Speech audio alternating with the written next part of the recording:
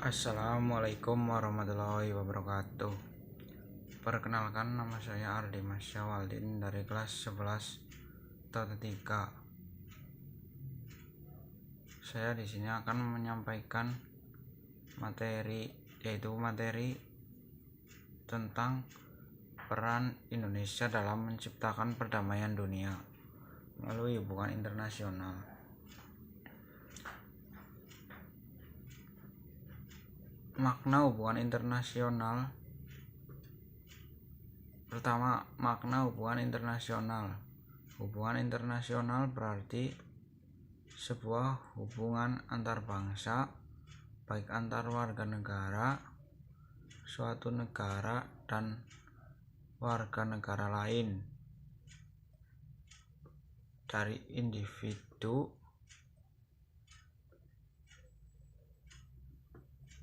atau badan hukum serta negara dengan negara. Kedua, pentingnya hubungan internasional bagi Indonesia. Kerjasama antar negara diperlukan antara lain karena ada dua faktor sebagai berikut. Pertama, faktor internal, kekhawatiran terancam kelangsungan hidup sebuah negara. Kedua, faktor eksternal, yaitu suatu negara tidak dapat berdiri sendiri tanpa bantuan dari negara lain. Peran Indonesia dalam menciptakan perdamaian dunia melalui organisasi internasional.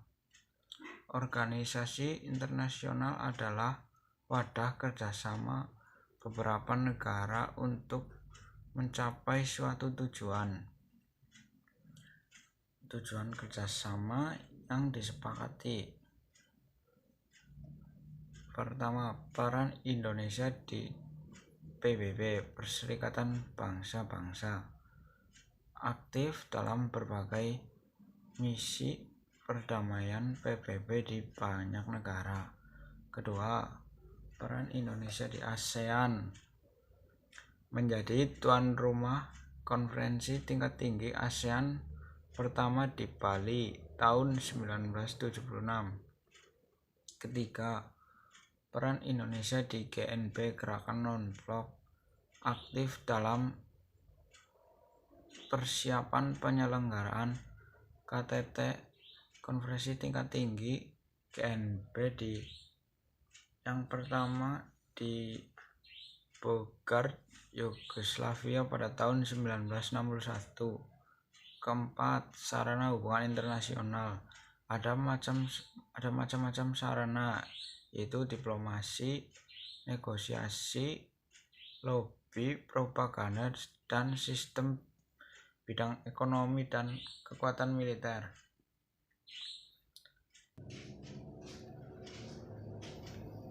C. Perjanjian internasional yang dilakukan Indonesia. Perjanjian internasional adalah suatu ikatan hukum yang terjadi berdasarkan kata sepakat antar negara-negara sebagai anggota organisasi bangsa-bangsa dengan tujuan melaksanakan hukum tertentu yang mempunyai akibat hukum tertentu pula. Tahapan-tahapan dalam kebiasaan internasional melakukan perjanjian internasional yaitu: A. Perundingan, B. Penandatanganan, C. Pengesahan. D. Kedudukan perwakilan diplomatik Indonesia. 4 unsur hubungan diplomatik, yaitu sebagai berikut. Pertama, hubungan antar negara. Kedua, pertukaran misi diplomatik.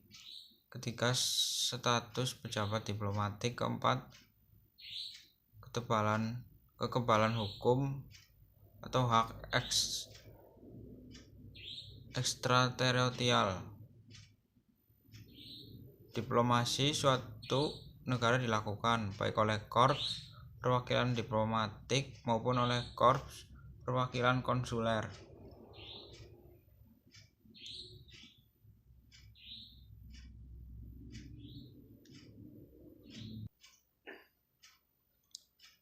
Ketentuan-ketentuan dari Konvensi Hukum Laut tahun 1982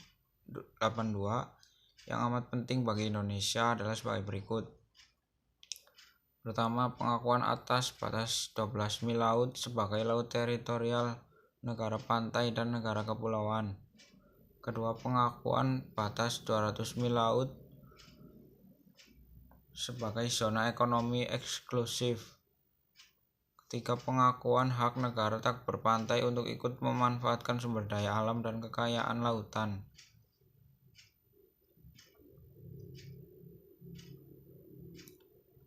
Menurut Kongres Wina 1961, fungsi perwakilan diplomatik adalah sebagai berikut. Pertama, mewakili negara pengirim di dalam negara penerima. Kedua, melindungi kepentingan negara pengirim dan warga negaranya. Ketiga, mengadakan persetujuan dengan pemerintah negara penerima. Keempat, memberikan keterangan tentang kondisi dan perkembangan. Kelima, memelihara hubungan persahabatan antar kedua negara. Terima kasih. Wassalamualaikum warahmatullahi wabarakatuh.